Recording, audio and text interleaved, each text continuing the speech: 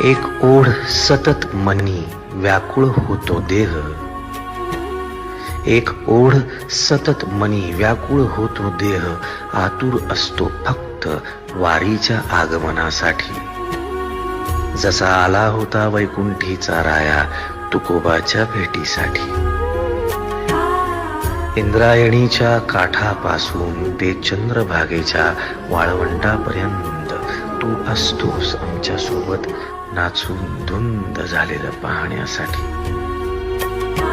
स्वतःच्या कामाला पांडुरंग मानणारे काही थकलेले भेगाळलेले देह असतील तिथून तुझ्या वारीचा सोहळा अनुभवतात.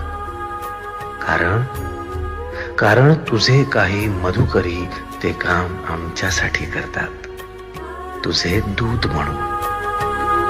त्यांचा अट्टहास पूर्ण झाला.